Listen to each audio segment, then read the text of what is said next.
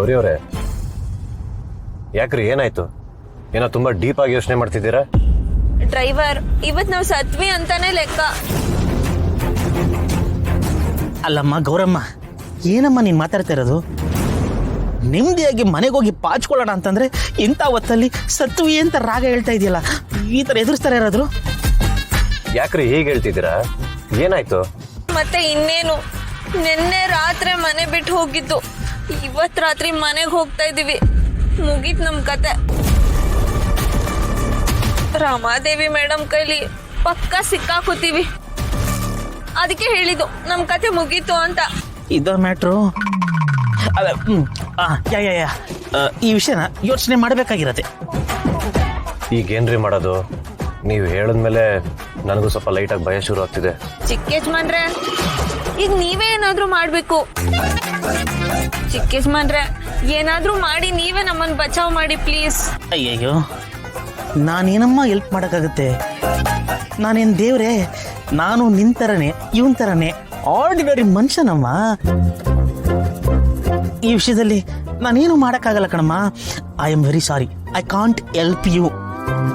ಈಗ ನೋಡು, ಈಗ ನಮ್ಗೇನಾದ್ರೂ ತುರ್ಕೆ ಇರ್ಕೆ ಬಂದಾಗ ಅಥವಾ ನಮ್ಮ ಮೇಲೆ ಸೊಳ್ಳೆ ಕೂತು ಕಚ್ಚಾಗ ನಾವೇ ಕೆರ್ಕೊಳ್ಳೋದು ಹೊಡ್ಕೊಳ್ಳೋದು ಮಾಡಲ್ವಾ? ಇದು ಹಂಗೇನಮ್ಮ. ನಮ್ಗೇನಾದ್ರೂ ಕಷ್ಟ ಬಂದಾಗ ಅದನ್ನು ನಾವೇ ಬಗೆಹರಿಸ್ಕೊಬೇಕು. ಅಂಥದ್ದೊಂದು ಇದನ್ನ ನೀನು ಕಲ್ತ್ಕೊಬೇಕು ಕಣಮ್ಮ, ನೀನು ಕಲ್ತ್ಕೊಬೇಕು.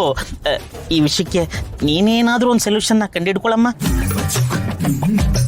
ಯಾಕಂದ್ರೆ ಅದೇ ಅಮೋರ್ ಆಚೆ ಅಲ್ಲ, ನಮ್ಮ ಮಮ್ಮಿ ಎಷ್ಟು ಸ್ಟ್ರಿಕ್ಟು, ಎಷ್ಟು ಟೆರರು ಅಂತ ನೀನು ಗೊತ್ತಲ್ಲಮ್ಮ. ಅವ್ರಿಗೆ ನಾನು ಈ ಥರ ಕೆಲಸವ್ರ ಜೊತೆ ಎಲ್ಲ ಮಿಂಗಲ್ ಆಗೋದು, ಕೆಲಸವ್ರ ಜೊತೆ ಮಾತಾಡೋದು, ಅವ್ರ ಜೊತೆ ಕೂತು ಊಟ ಮಾಡೋದು, ಇದೆಲ್ಲ ಇಷ್ಟ ಆಗಲ್ಲಮ್ಮ.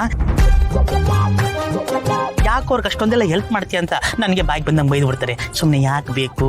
ಸಾರಿ ನಮ್ಮ ಡ್ರೈವರ್, ಚಿಕ್ಕ ಯಜಮಾನ್ರು ಆಗಲ್ಲ ಅನ್ಬಿಟ್ರು. ಈಗ ಏನ್ ಮಾಡೋದು? ರೀ, ಯಾಕ್ರಿ ಅಷ್ಟೊಂದು ಟೆನ್ಷನ್ ಆಗ್ತಿದ್ದೀರಾ? ನಾವೇನೋ ಒಳ್ಳೆ ಕೊಲೆನೋ ದರೋಡೆನೋ ಮಾಡಿ ಬಂದವ್ರ ತರ ಆಡ್ತಿದ್ದೀರಾ. ಅಷ್ಟೊಂದೆಲ್ಲ ಟೆನ್ಷನ್ ಆಗ್ಬೇಡಿ, ಇನ್ನೂ ಟೈಮ್ ಇದೆ, ಏನಾರು ಯೋಚನೆ ಮಾಡೋಣ. ಅದೇ ಏನು ಅಂತ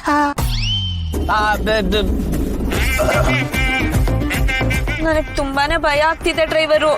ಮನೆಗೆ ಹೋದ್ಮೇಲೆ ಏನಾಗುತ್ತೋ ಅಂತ. ಅಯ್ಯೋ ಗೌರಮ್ಮ, ಈ ರೀತಿ ಎದುರ್ಕೊಂಡು ಕುಂತ್ಕೊಂಡ್ರೆ, ನಮ್ಮನ್ನು ಈ ತರ ಎದುರಿಸಿದ್ರೆ ಏನಮ್ಮ ಪ್ರಯೋಜನ?